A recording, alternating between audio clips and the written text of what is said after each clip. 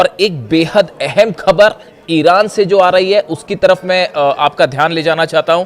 क्या ईरान में atom bomb को लेकर, न्यूक्लियर बम को लेकर कोई बड़ा फैसला कर लिया गया है? क्या ईरान ने अपनी एटमी पॉलिसी को चेंज करने का मन बना लिया है? और क्या ईरान कोई परमाणु परीक्षण करने जा रहा है आने वाले कुछ दिनों में?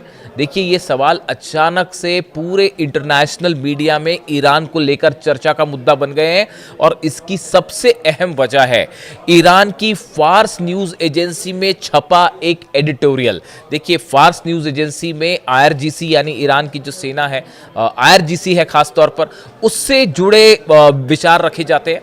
अब फास्ट न्यूज एजेंसी में एक एडिटोरियल छपा है जिसमें इस बात का जिक्र किया गया है, ये 28 जून का एडिटोरियल है, जिसमें इस बात का जिक्र किया गया है कि अगर अमेरिका और इजराइल के हमलों से रक्षा करनी है तो उसका एकमात्र रास्ता है एटम बम बनाइए, न्यूक्लियर बम बनाइए।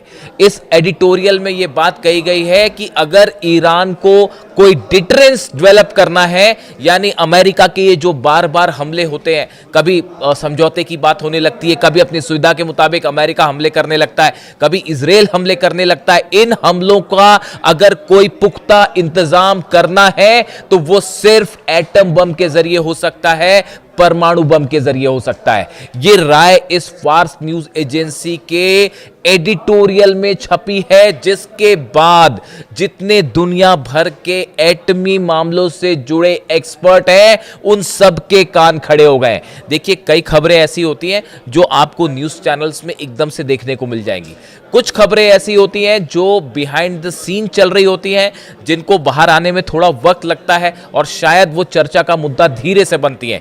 लेकिन जो न्यूक्लियर टॉक से जुड़े एक्सपर्ट्स हैं, खासकर अमेरिका, इजराइल और यूरोप के, इन सबके कान इस आर्टिकल में छपी बात के बाद खड़े हो चुके हैं और ये कयास लगाए जा रहे हैं कि क्या ईरान की नेशनल सुप्रीम सिक्योरिटी काउंसिल जो है, क्या इसमें एटम बम को लेकर किसी तरह की कोई पॉलिसी चेंज को लेकर चर्चा की गई है?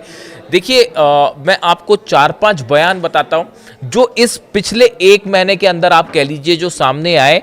हर बयान इस ओर इशारा कर रहा है कि ईरान ने अपनी न्यूक्लियर पॉलिसी को लेकर बड़ा बदलाव करने का मन बना लिया है। देखिए, 19 जून को अली बाघेरी कानी, ये मुख्य परमाणु वार्ताकार हैं, जो कि टॉक्स होती है अमेरिका के साथ, न्यूक्लियर टॉक्स, इसमें ईरान की तरफ से जो वार्ताकार हैं, जो बातचीत करते हैं, वो हैं। इन्होंने कहा कि हम न्यूक्लियर मुद्दे पर जो भी बात करेंगे अमेरिका से, वो बराबरी के स्तर की बात होगी, यानी उसमें ईरान के ऊपर यूरेनियम रोकने संबंधित कोई भी जो है दबाव वो स्वीकार नहीं किया जाएगा।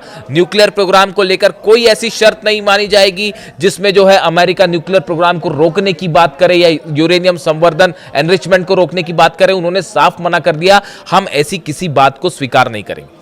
अब ईरान के अगर मुख्य परमाणु वार्ताकार जो हैं वो इस तरह का बयान दे रहे हैं तो बड़ी स्वाभाविक सी बात है कि वो ईरान के सुप्रीम लीडर के फैसले के बाद ये बयान दे रहे हैं। यानी ये बात तय है कि ईरान ना तो न्यूक्लियर प्रोग्राम छोड़ेगा और ना ही यूरेनियम एनरिचमेंट का अपना अधिकार है वो छोड़ेगा। ये बात हुई अली बाघेरी कानी साहब की, जो कि मुख्य वार्ताकार हैं अमेरिका के। अब एटमी एनर्जी चीफ है मोहम्मद इस्लामी, इनका बयान देखिए। इनका बयान आया था कि जो अमेरिका कह रहा था कि 20 साल के लिए यूरेनियम एनरिचमेंट रोक देगा ईरान, ये समझौते का हिस्सा हो जाएगा, इसको लेकर ईरान से जो है बातचीत चल रही है।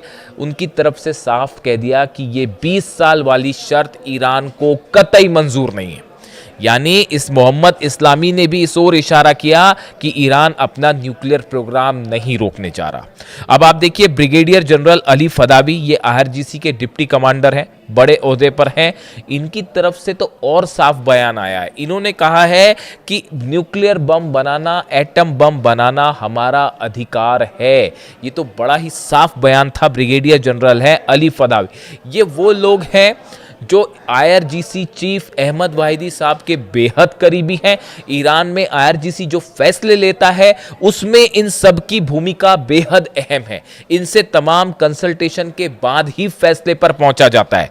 अगर आप पॉलिटिकल लीडरशिप की बात करें, अब्बास अराक्ची साहब का बयान यह आना कि ईरान का यूरेनियम किसी कीमत पर ईरान के बाहर नहीं जाएगा।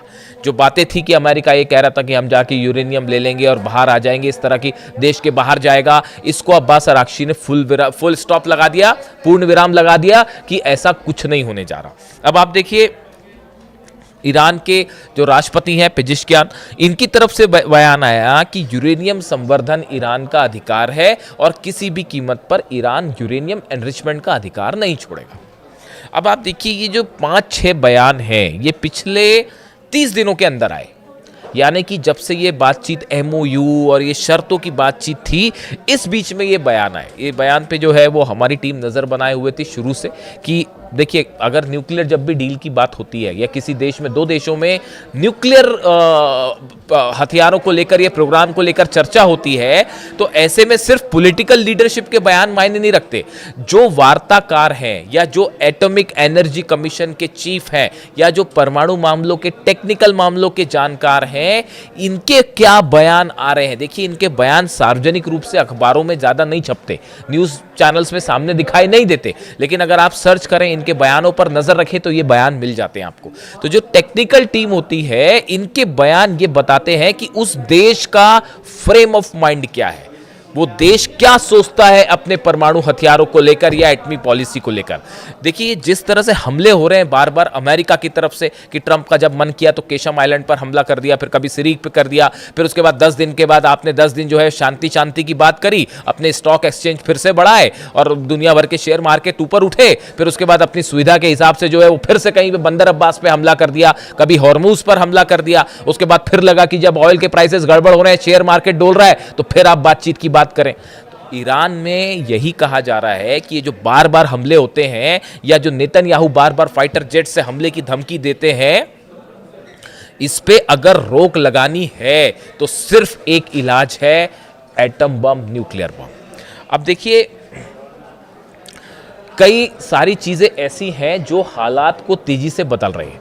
अली खामेनी साहब ने हमेशा कहा कि हम जब तक वो थे उन्होंने ये कहा कि ईरान न्यूक्लियर बम नहीं बनाएगा, लेकिन जिस तरह से उनके ऊपर धोखे से हमला किया गया, उनको शहीद किया गया, उसके बाद अगर आज आप ईरान में जाकर लोगों की राय लें तो आपको मेजॉरिटी ऑफ द पीपल ये कहते हुए मिल जाएंगे कि ईरान को न्यूक्लियर बम बनाना चाहिए। यही एकमात्र इलाज है। ये जो हमले होते हैं बार बार कि आज यहां हमला कर दिया, कल वहां हमला कर दिया, परसों वहां हमला कर दिया, अगर इसका एक फुल स्टॉप करना है इसके ऊपर तो उसका एक ही हल है, वो है एटम बम। अब आप देखिए ये बात सिर्फ ओपिनियन के लेवल तक सीमित नहीं है। आप पिछले 3, मैं आपको कुछ और बयानों की चर्चा करता हूं। देखिए रूस की तरफ से बेहद अहम बयान आया। जिस दिन ये बयान आया था उस दिन से इस बात पर मेरी नजर थी कि अब ईरान की तरफ से क्या ऐसा कोई सिग्नल आता है। देखिए क्रेमलिन मतलब रूस के प्रवक्ता है दिमित्री पेस्कोव, इन्होंने 24 जून को, जो हाल ही में गई तारीख 24 जून को कहा कि इस समय परमाणु हथियार ही एकमात्र ऐसा जरिया है जो दुनिया को तीसरे विश्व युद्ध जैसे बड़े खतरे से बचा सकते हैं। उन्होंने ये कहा, ये रूस कह रहा है, और रूस कब कह रहा है? जब हमले हो रहे हैं यूक्रेन के। 100 से ज्यादा ऑयल रिफाइनरी पर हमले हुए हैं रूस के पिछले 10 दिनों के अंदर। 100 से ज्यादा ऑयल रिफाइनरीज पर हमले हुए। यूक्रेन ने ये हमले यूक्रेन ने नहीं करवाए, अमेरिका ने करवाए, यूरोप ने करवाए। आप इतना तो समझ ही जाते होंगे, समझ ही जाइए इस बात को। ये हमले यूक्रेन की हैसियत नहीं है रूस से लड़ाई करने की, ये पीछे से यूरोप हथियार दे रहा है। डोनाल्ड ट्रंप और अमेरिका की तरफ से तमाम दुनिया के एक्सपर्ट ये बात कह रहे हैं कि ये हथियार सब कुछ सप्लाई किए जा रहे हैं यूरोप और अमेरिका की तरफ से। प्लान है रूस के ऑयल को सप्लाई को पूरी तरह से बाधित करना, रूस को घुटने पर लाना, यह प्लान है। ये जो हमले रोके गए, ये जो फिर से जंग वाले हालात हो गए थे हॉर्मुज में, ईरान आमने सामने, और ईरान ने 12 से 20 घंटे के अंदर अमेरिका के बेसिस पर जो हमले किए हैं, उसके बाद जो करारा जो है जवाब दिया एक बार फिर डिफेंसिव मोड में डोनाल्ड ट्रंप। लेकिन देखिए बड़े हमले की तैयारी थी, बड़े पलटवार की तैयारी थी, लेकिन डोनाल्ड ट्रंप अभी ये नहीं चाहते कि हॉर्मुज से जो तेल निकल रहा है वो रुक जाए। अगर रूस का तेल भी रुक गया और हॉर्मुज को ईरान ने पूरी तरह से ब्लॉक कर दिया, हाहाकार मच जाएगा पूरी दुनिया में। तो अभी रूस पे कंट्रोल करना है तो हॉर्मुज खुला रखना जरूरी है, इसलिए वो दोहा में बातचीत हो रही है कतर में। उसका क्या नतीजा आएगा वो आप भी जानते हैं और हम भी जानते हैं। मतलब आप छुरा पीछे लगा के रखे हो कि कब मौका मिलेगा और हम मारेंगे, और किसी को ये बात समझ नहीं आएगी। कौन सी बातचीत, कैसी बातचीत साहब? इतना तो हर शख्स अब ईरान से जुड़ा, मेरे दर्शक भी इस बात को अच्छी तरह से समझ चुके होंगे। अली खामनेई साहब 30 साल से इस बात को जानते थे, इसीलिए 1981 में कहा था कि पहला दुश्मन हमारा अमेरिका है, और शहादत के पहले तक वो इस बात को कहते रहे कि हमारा दुश्मन अमेरिका है और अमेरिका के साथ डील नहीं हो सकती। ये बात अली खामनेई साहब 30 साल से लगातार बोलते रहे, और वो बात देखिए हर कदम पर सच साबित होती है। जिनको उम्मीद है कि कोई डील हो जाएगी, कोई शांति हो जाएगी, क्या ही बोला जाए उनके लिए। अब हालात ये है कि कतर में कल जो बातचीत होनी है, दोहा में जो बातचीत होनी है। अभी हम रूस पर थे। देखिए जो दिमित्री पेस्कोव है, इनकी तरफ से दो बयान। पहला बयान उन्होंने कहा कि तीसरा वर्ल्ड वॉर अगर बचाना है तो उसको एटमी हथियार ही बचा सकते हैं, कि अगर आपके पास एटमी हथियार आ गया तो फिर कोई हमला नहीं कर रहा आप पे। उसके बाद ये नहीं हो सकता, ईरान के पास अगर एक बार बम आ गया फिर नहीं हो सकता कि आप यहां हमले कर देंगे और वहां हमले कर देंगे। बात नंबर एक। बात नंबर दो, जो रूस कह रहा है, पेस्कोव ने कहा दुनिया की सुरक्षा व्यवस्था लगातार कमजोर हो रही है। उनके मुताबिक आज की सच्चाई यह है कि न्यूक्लियर डिटरेंस के अलावा दुनिया के पास कोई मजबूत सुरक्षा विकल्प नहीं है। सिर्फ आपके पास न्यूक्लियर डिटरेंस होना चाहिए, और साथ में वो ये भी कह रहे हैं कि अब हालात ऐसे हो गए हैं कि दुनिया में कई सारे ऐसे हथियार बनाए जाएंगे आने वाले वक्त में जो मिनी न्यूक्लियर बॉम्ब कहलाएंगे, यानी कि वो छोटे न्यूक्लियर बॉम्ब की तरह ही खतरनाक होंगे। ये बहुत बड़ा इशारा था उनका। क्या वो ये कहना चाह रहे थे कि मिनी न्यूक्लियर बम ही ऐसी समस्याओं का हल है? और क्या ये बात रूस ने ईरान के लिए कही कि भले आप एक बड़े स्तर पर न्यूक्लियर बम ना बनाएं, एटम बम ना बनाए, लेकिन मिनी यानी छोटे न्यूक्लियर हथियार क्या आपका एक नया डिटरेंस के रूप में काम करेंगे? अगर आपने छोटा न्यूक्लियर हथियार भी हासिल कर लिया, छोटा न्यूक्लियर हथियार का मतलब यह हुआ आपने कि भाई आप जो है हिरोशिमा नागासाकी जैसा बड़ा धमाका नहीं होगा उससे, लेकिन आप एक लिमिटेड एरिया में भी अगर रेडिएशन करके नुकसान पहुंचा सकते हैं तो भी यह भयंकर खतरनाक होगा, खासतौर पर इजराइल को तो निपटा ही देगा। ऐसी सूरत में क्या रूस ईरान के लिए बात कहना चाह रहा है कि मिनी न्यूक्लियर बॉम्ब से आपकी समस्या का हल हो जाएगा? क्या यह सजेशन था रूस का ईरान को? कई सारे एक्सपर्ट्स कह रहे हैं कि हां बिल्कुल था, और जिस तरह से हमले हो रहे हैं रूस पर, उसके बीच में यह बयान आना, यह सीधा सीधा जो पूरे मिडिल ईस्ट में हालात हैं, वेस्ट एशिया में जो हालात है, इसको एड्रेस करते हुए ये बात कही कि आने वाले वक्त में मिनी न्यूक्लियर बॉम्ब बेहद अहम होने वाले। ये स्टैंड था रूस का। अब देखिए एक और बयान, खुद Kim Jong Un north Korea के, इसके ऊपर मैंने वीडियो भी किया था, नॉर्थ कोरिया के लीडर किम जोंग उन ने कहा जिस तरह से ईरान पर हमले हो रहे हैं उससे ये बात साबित होती है कि हमारा न्यूक्लियर प्रोग्राम, जो हमने एटमी धमाके किए वो बिल्कुल सही फैसला था, जो हमने लॉन्ग रेंज मिसाइल्स बनाई वो बिल्कुल सही फैसला था, और हम इसे अब और तेजी से आगे बढ़ाएंगे। हम अपने न्यूक्लियर हथियारों की संख्या और बढ़ाएंगे, हम अपने मिसाइल रेंज को और आगे बढ़ाएंगे ताकि अमेरिका या कोई दूसरा देश हमला करने की हिम्मत ना कर सके। दूसरे शब्दों में एक्सपर्ट्स तमाम ये मानते हैं कि किम जोंग उन ने मुस्तफा खामनेई को ये समझाया, ये बात जो है उनसे कही है, उनको संदेश दिया है कि इजराइल का सिर्फ एक इलाज है, आपको न्यूक्लियर बॉम्ब बनाना पड़ेगा, उसके बाद ये हमले आप पर रुक जाएंगे। ये सबसे बड़ा डिटरेंस होगा।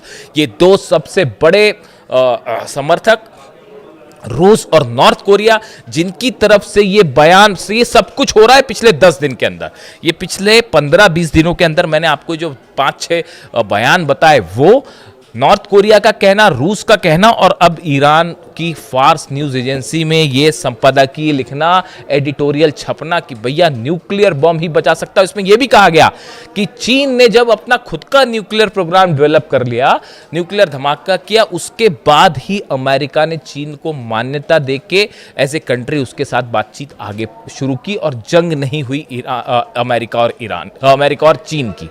यानी ईरान, इसी आर्टिकल में ये बात कही गई है कि चीन को लेकर भी कहा जा रहा है कि जब चीन ने न्यूक्लियर धमाका किया उसके बाद अमेरिका के साथ उसके संबंध बदल गए और दोनों इक्वल लेवल पर आ गए। यानी ये सब बातें इस ओर इशारा कर रही हैं कि ये बातचीत भले चलती रहे, ये चलती रहेगी। एमओयू पर कभी बातचीत हो जाएगी, फिर हमले हो जाएंगे, फिर बातचीत हो जाएगी। अरब देशों के साथ तमाम पर्दे के पीछे डील्स चल रही हैं। कल सुबह मैं आपको बड़ा खुलासा करूंगा एक वीडियो में कि ये दोहा बातचीत के पीछे असली खेल क्या चल रहा है। कतर में जो ये बातचीत हो रही है, इस बातचीत के पीछे असली मामला क्या है, और क्यों बातचीत तो स्विट्जरलैंड में होनी थी, वो क्यों इधर शिफ्ट हो गई अचानक, वो दोहा में क्यों हो रही है, इसको लेकर भी कई खुलासे कल सुबह की वीडियो में। लेकिन फिलहाल मैं इस पर सीमित रहना चाहता हूँ। क्या ईरान में क्या बड़ा एटमी पॉलिसी शिफ्ट हो रहा है? आपकी क्या राय है? क्या ईरान को किसी तरह का डिटरेंस हासिल करना चाहिए, और क्या वक्त आ गया है इस बात का कि जो बार बार हमले होते हैं ये रोकने के लिए ईरान को रूस और नॉर्थ कोरिया की सलाह माननी चाहिए? आपकी क्या राय है? कमेंट करके ज़रूर बताइए। Thank you so much.